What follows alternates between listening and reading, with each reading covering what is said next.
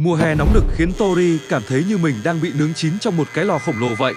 Anh ấy vội vàng bật chiếc quạt điện hết công suất để hy vọng tìm lại chút cảm giác mát mẻ, dễ chịu, nhưng thực tế thì cái nóng vẫn bao trùm. Chiếc quạt quay vù vù tạo ra luồng gió mạnh mẽ, nhưng bạn có biết bí mật đằng sau nó không nhỉ? Thật ra chiếc quạt không hề làm giảm nhiệt độ của không khí trong phòng dù chỉ 1 độ C đâu nhé mọi người ơi, hãy cùng khám phá sự thật này. Nhộng Tito xuất hiện với biểu tượng dấu hỏi chấm to tướng trên đôi mắt kính điện tử trông cực kỳ hài hước. Nó đang thắc mắc tại sao Tori lại cứ ôm khư khư chiếc quạt như một báu vật quý giá giữa tiết trời oi bức và nóng nực như thế này đây. Tori cầm một chiếc nhiệt kế khổng lồ đặt ngay trước cánh quạt đang quay tít mù để kiểm chứng sự thật. Thật bất ngờ khi con số hiển thị trên mặt đồng hồ vẫn không hề suy giảm dù cho gió thổi bay cả tóc tai và quần áo của anh chàng này. Anh chàng Tori gãi đầu bối rối vì không hiểu tại sao mình vẫn thấy mát dù nhiệt độ phòng chẳng hề giảm xuống. Đây chính là lúc Nhộng Tito thông thái chuẩn bị tiết lộ bí mật về sự lừa dối ngọt ngào của chiếc quạt điện đối với cơ thể con người. Bí mật nằm ở hiện tượng bay hơi nước trên bề mặt da của chúng ta mỗi khi có luồng gió thổi qua. Khi mồ hôi bay hơi, nó sẽ mang theo một lượng nhiệt rất lớn từ cơ thể ra môi trường bên ngoài, khiến chúng ta cảm thấy mát mẻ vô cùng. Vậy nên chiếc quạt không hề làm mát không khí mà nó chỉ đang giúp quá trình bay hơi mồ hôi diễn ra nhanh hơn. Đó là lý do tại sao nếu bạn không đổ mồ hôi hoặc không khí quá ẩm thì chiếc quạt sẽ trở nên hoàn toàn vô dụng đấy nhé. Hãy thử tưởng tượng bạn vừa bước ra khỏi hồ bơi và đứng trước một chiếc quạt đang quay mạnh mẽ xem nào. Bạn sẽ cảm thấy rùng mình vì lạnh mặc dù nhiệt độ môi trường vẫn thế, bởi nước trên da đang cướp đi nhiệt lượng của cơ thể bạn. Có một sự thật thú vị là nếu bạn chạy quạt quá lâu trong phòng kín thì nhiệt độ phòng thực tế sẽ tăng lên đấy. Động cơ của quạt khi hoạt động sẽ tỏa ra một lượng nhiệt năng nhất định và làm nóng bầu không khí xung quanh nó một cách từ từ. Bên cạnh việc bay hơi thì quạt còn giúp tăng cường quá trình truyền nhiệt đối lưu giữa da và không khí. Khi gió thổi, nó sẽ mang lớp không khí nóng bao quanh cơ thể đi chỗ khác và thay thế bằng lớp không khí mới có nhiệt độ thấp hơn một chút xíu.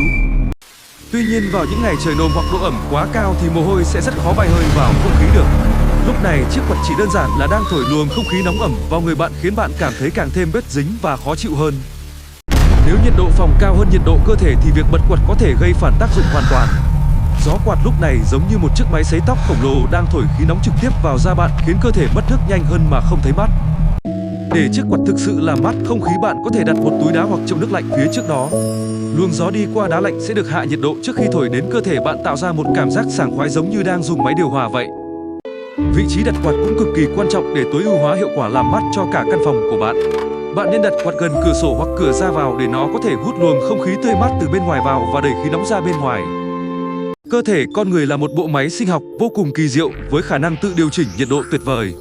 Khi thấy nóng, các mạch máu dưới da sẽ giãn nở để tỏa nhiệt và các tuyến mồ hôi bắt đầu hoạt động để làm mát bề mặt da của bạn. Chính vì vậy, việc uống đủ nước là vô cùng quan trọng để cơ thể có đủ nguyên liệu sản xuất mồ hôi. Nếu bạn bị mất nước, cơ thể sẽ không thể tự làm mát hiệu quả và bạn sẽ cảm thấy nóng hơn rất nhiều dù có bật bao nhiêu chiếc quạt. Nhiều người vẫn nhầm tưởng rằng quạt tạo ra luồng khí lạnh giống như máy điều hòa nhiệt độ, nhưng thực tế không phải vậy. Quạt chỉ di chuyển các phân tử khí có sẵn trong phòng và sự mát mẻ chỉ là một cảm giác đánh lừa của hệ thần kinh chúng ta. Khi cánh quạt quay, nó truyền động năng cho các phân tử khí làm cho chúng di chuyển nhanh hơn và va chạm mạnh hơn. Theo lý thuyết vật lý thì việc tăng động năng thực chất còn làm tăng nhiệt độ của khối khí đó lên một chút, nhưng chúng ta không cảm nhận được. Để một giọt nước bay hơi, nó cần hấp thụ năng lượng nhiệt từ môi trường xung quanh hoặc từ bề mặt mà nó đang đứng. Khi mồ hôi trên da bạn nhận nhiệt từ cơ thể để biến thành hơi nước thì nó đã giúp bạn tống khứ cái nóng đi rồi. Gió từ quạt giúp thổi bay lớp hơi nước bão hòa vừa mới hình thành ngay sát bề mặt da của bạn. Điều này tạo điều kiện cho các lớp mồ hôi tiếp theo bay hơi dễ dàng hơn và liên tục mang nhiệt đi, giúp cơ thể duy trì được trạng thái mát mẻ. Trong môi trường có độ ẩm cao, không khí đã chứa quá nhiều hơi nước nên mồ hôi không thể thoát ra thêm được nữa. Lúc này quạt chỉ làm bạn thấy khó chịu hơn vì luồng gió mang theo độ ẩm cứ đập liên tục vào người mà không mang nhiệt đi. Quần áo bạn mặc cũng đóng vai trò quan trọng trong việc giúp quạt làm mát hiệu quả hơn đấy nhé. Những loại vải thoáng khí như cốt tông hay lanh sẽ giúp mồ hôi thoát ra ngoài dễ dàng hơn để gió quạt có thể tiếp cận và làm nhiệm vụ bay hơi của mình. Quạt trần có ưu điểm là làm lưu thông không khí trong một phạm vi rộng hơn nhiều so với quạt cây thông thường. Tuy nhiên, quạt cây lại có thể tập trung luồng gió trực tiếp vào một điểm, giúp quá trình bay hơi mồ hôi diễn ra cục bộ nhanh và mạnh hơn. Ngủ trước quạt thổi trực tiếp vào người có thể khiến bạn bị khô da và khô họng vào sáng hôm sau đấy. Gió quạt liên tục lấy đi độ ẩm tự nhiên của cơ thể trong suốt cả đêm dài, khiến các màng nhầy bị khô và dễ gây ra tình trạng viêm họng. Bên cạnh việc làm khô thì quạt cũng có thể thổi bay các hạt bụi và phấn hoa bám trên cánh quạt vào không khí. Nếu bạn là người bị dị ứng thì việc sử dụng một chiếc quạt không sạch sẽ có thể khiến bạn hắt hơi liên tục và rất khó chịu. Vì thế hãy nhớ vệ sinh chiếc quạt của mình thường xuyên để đảm bảo luồng gió luôn trong lành và sạch sẽ nhất. Một chiếc quạt sạch không chỉ giúp bạn mát mẻ hơn mà còn bảo vệ sức khỏe cho chính bản thân bạn và gia đình trong những ngày hè này. Máy phun sương là một sự nâng cấp tuyệt vời giúp kết hợp giữa gió quạt và việc cung cấp thêm độ ẩm để bay hơi. Những hạt nước li ti được phun vào không khí sẽ hấp thụ nhiệt rất nhanh để biến thành hơi giúp làm hạ nhiệt độ môi trường xung quanh. Tuy nhiên bạn cũng cần lưu ý rằng khi nhiệt độ vượt quá 38 độ C thì chiếc quạt đơn thuần sẽ không còn tác dụng làm mát nữa. Lúc này, việc tiếp tục dùng quạt mà không có các biện pháp hỗ trợ khác có thể dẫn đến tình trạng sốc nhiệt. Sự kết hợp hoàn hảo nhất chính là dùng quạt cùng với máy điều hòa ở nhiệt độ vừa phải khoảng 26 độ C. Quạt sẽ giúp luân chuyển khí lạnh từ điều hòa đến khắp mọi ngóc ngách trong phòng giúp bạn tiết kiệm điện năng đáng kể mà vẫn mát. Bạn có bao giờ thắc mắc về những chiếc quạt không cánh trông cực kỳ hiện đại và sang chảnh kia hoạt động như thế nào không? Thực ra chúng vẫn có cánh nhưng được giấu kín trong đế và sử dụng nguyên lý khí động học để khuếch đại luồng gió mạnh mẽ hơn. Quạt không cánh không chỉ an toàn hơn cho người sử dụng mà còn tạo ra luồng gió êm ái và liên tục hơn quạt thường. Do không có các cánh quạt cắt vào không khí nên bạn sẽ không cảm thấy những luồng gió giật cục khó chịu khi ngồi trước nó đâu. Một chiếc quạt điện thông thường chỉ tiêu thụ khoảng 30 đến 60 W điện mỗi giờ, thấp hơn rất nhiều so với máy điều hòa.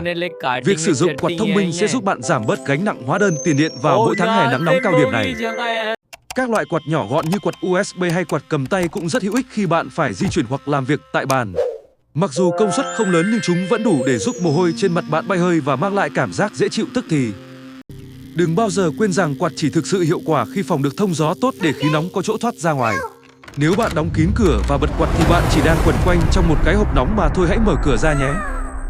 Sau khi đã hiểu rõ mọi nguyên lý thì giờ đây Tori và Tito có thể tận hưởng một buổi chiều hè mát mẻ và sảng khoái rồi.